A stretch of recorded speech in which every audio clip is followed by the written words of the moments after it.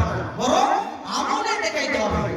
এই যে এত সুন্দর মাহফিলের আয়োজন করা হয়েছে, যদি কেউ বাহির থেকে শুধু বলে আমরা করেছি তাহলে কিন্তু হলো না, বরং মুখে বলা লাগবে, অন্তরে আমল থাকবে এবং আমল করে দেখাইতে হবে। অর্থাৎ আপনাকে এখানে এসে বলা লাগবে।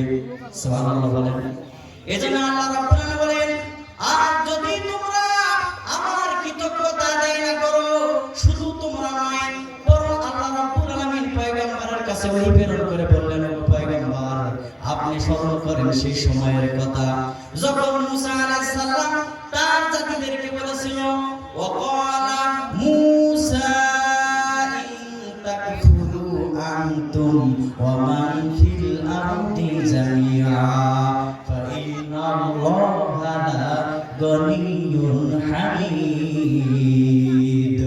ইকালামি জিন্দা কুরআনি হাকিম হিকমাতে হুলাই জালাস্তু কদিম। আল্লাহু আকবার বলেন। আল্লাহু আকবার। আল্লাহ বলেন, ও গোলাম শোনো শোনো শোনো, আমার আল্লাহ বলেন মুসা আলাইহিস সালাম তার জাতিকে বলেছিল, ও আমার জাতিরা শোনো, তোমরা এবং পৃথিবীতে ফিল আরদি জামিয়া, তোমরা এবং পৃথিবীতে যারা আছে সমস্ত পৃথিবীর মানুষেরা যদি আল্লাহর কৃতজ্ঞতা আদায় না করে, তথাপি আল্লাহর কোনো ক্ষতি হবে না, বরং তারা কৃতজ্ঞতা আদায় করবে, তারা যেন নিজের জন্যই করলো। আমার আল্লাহ বলেন, ফাইন্নাল্লাহা লা গনিয়্যুন হামিদ, কেননা আমি আল্লাহ তাআলা ধনী, আমি মুকাফিকি। বলেন সুবহানাল্লাহ। আল্লাহ তাআলা বলেন আমি মুকাফিকি, আমি প্রশংসিত। সুবহানাল্লাহ।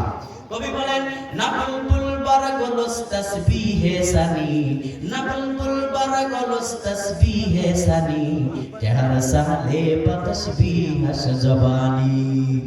ও হাকিমপুরবাসী, খুব খেয়াল রাখেন, আজকের এই 6 তারিখ, এই বছরের নববর্ষের, আপনার ইংরেজি বছরের এই শুরুতেই আমি আপনাদেরকে বলতে চাই, আল্লাহ বলেন গোলাম যদি আমার কৃতজ্ঞতা আদায় করো তো তুমি তোমার জন্যই করলা, তোমারই লাভ হবে, আমার নয়। কেউ যদি কৃতজ্ঞতা আদায় না করে ক্ষতিটা কার হবে? আল্লাহর ক্ষতি হবে? ক্ষতি হবে না। কেউ যদি দান না করে আল্লাহর কোনো যায় আসে? আল্লাহর কিছু যায় আসে? যায় না।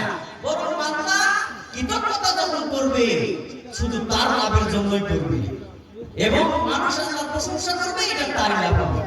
আর যখন মানুষ আল্লাহর কৃতজ্ঞতা আদায় করেন, আল্লাহ ফেরেশতাদেরকে ডেকে বলো, ফেরেশতারা শোনো, এই দেখো তোমরা তো মানুষ যখন আমি সৃষ্টি করতে চেয়েছি তোমরা নিষেধ করেছিলাম, এই দেখো দেখো তারা আমার কৃতজ্ঞতা করে, তারা আমার কাছে কান্নাকাটি করে, আমার প্রশংসা করে। ও ফেরেশতারা রে, তোরা সাক্ষী থাক, তোরা সাক্ষী থাক, আমি আল্লাহ রাব্বুল আলামিন ওই সমস্ত বান্দাদের জীবনের গুনাহগুলোকে আমি ক্ষমা করে দিলাম। সুবহানাল্লাহ। সুবহানাল্লাহ। আল্লাহর কাছে তওবা করতে হবে, প্রশংসা করতে হবে, আল্লাহর কৃতজ্ঞতা জ্ঞাপন করতে হবে, সেটা সুখে থাকেন দুঃখে থাকেন। কথা বুঝা গেছে? সুখে থাকেন বা দুঃখে থাকেন আল্লাহর প্রশংসা করা লাগবে। আল্লাহ আমাকে বোঝার তৌফিক দিন। আমিন আমিন। ভাইরা আমার বলতেছিলাম, সেজন্য আজকের এই সময়টাকে সুবর্ণ সুযোগ মনে করতে হবে, কারণ আল্লাহ তাআলা বলেন, আফালা ইয়াতুবুনা ইলাল্লাহি ওয়া ইস্তাগফিরুনাহু ওয়াল্লাহু গফুরুর রহিম। আল্লাহু আকবার বলেন। আল্লাহ বলেন, নবী তারা কি আমার কাছে তওবা করবে না? আমার কাছে কি তওবা করবে না? তারা কি আমার কাছে ক্ষমা চাবে না? ও নবী আমি তো তাদেরকে ক্ষমা করে দেব। সুবহানাল্লাহ বলেন।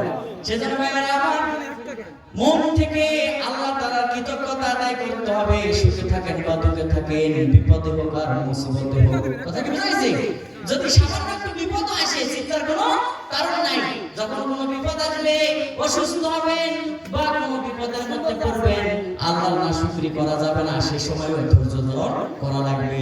কারণ আল্লাহ রাব্বুল আলামিন কোরআন কারিমে সূরাতুল আল ইমরানের মধ্যে বলেছেন, ওয়া ইন তাসবিরু ওয়া তাত্তাকু লা ইয়াদুররুকুম কাইদুহুম শাইআ ইন্নাল্লাহা বিমা ইয়ামালুনা মুহিত। আল্লাহু আকবার বলেন। মানুষ ধৈর্য ধারণ করবে, একমাত্র আল্লাহকে ভয় করবে, ভয় করার মতো ভয় করবে।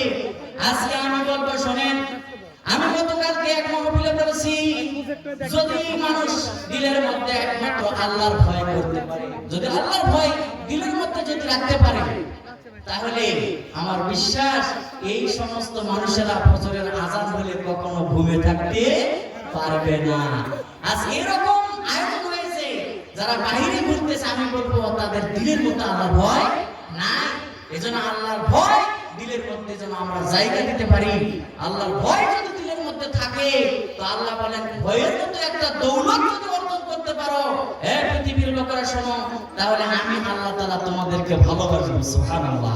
আল্লাহ বলেন ইন্নাল্লাহা ইউহিব্বুল মুত্তাকিন, মুত্তাকি বান্দারা, আল্লাহ ভীরু যারা আমার ভয় করে আমি আল্লাহ তাদেরকে ভালোবাসি। এরপর আমার আল্লাহ রাব্বুল আলামিন কোরআনুল কারীমে সূরা তাওবার 36 নম্বর আয়াতের শেষের অংশে আবার বলেছেন ওয়ালামু আন্নাল্লাহ